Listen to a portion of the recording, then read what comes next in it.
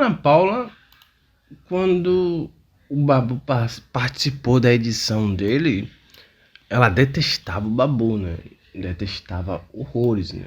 Inclusive, ela achava o Babu um vitimista, né?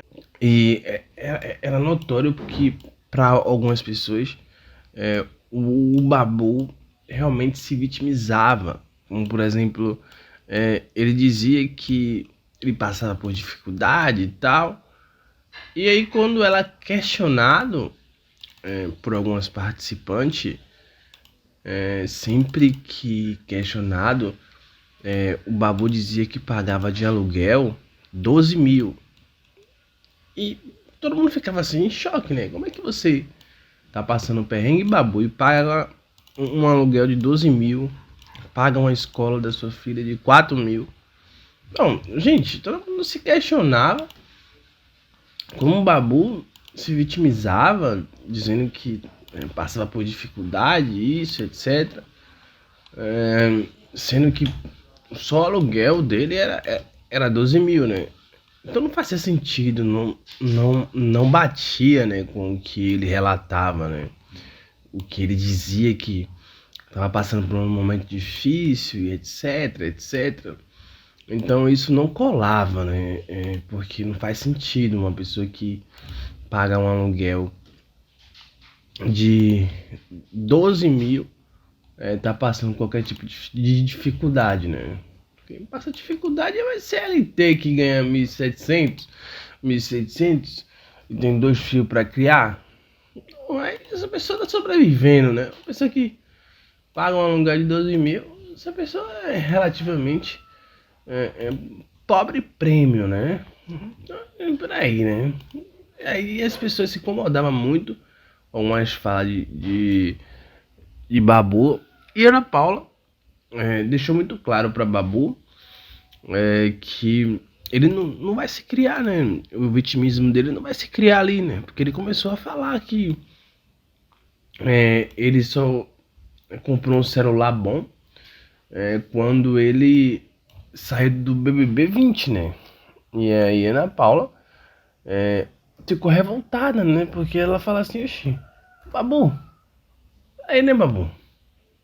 Pera aí, pra cima de mim, com essa história, não se faz de vítima, não. Que é feio. Não se vitimiza, não. Se depender de mim, você vai ser eliminado daqui. Bom, o Babu vai pra cima dela e com uma discussão muito intensa. Bom, e aí as pessoas se separam. Tadeu chama os dois no confessionário, dá um expor, etc, né?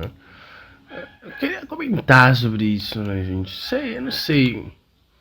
Eu tinha a impressão de que Babu, ele poderia ser sim uma pessoa que veio de baixo e tal, mas quando ele entrou no BBB 20, ele negava que ele já era um ator renomado, que já tinha uma carreira consolidada e aquele discurso dele não fazia mais sentido. Tipo, ele poderia contar do passado dele, né? Mas do atual que ele estava vivendo, não fazia sentido ele se colocar naquela posição, até porque ele mesmo se contradizia, né? Tô falando do passado, e ele tá trazendo um pouco dessa história do passado novamente, né? Mas não tá se colocando nesse lugar que hoje ele tá sofrendo. Isso aí fica evidente, mas ele meio que tá trazendo um pouco do passado dele ainda de novo, mas não tá se colocando nessa posição atual que ele diz assim, eu tô passando por um momento difícil. Mas a mesma coisa aconteceu em 2020, quando ele fez a primeira participação dele, né?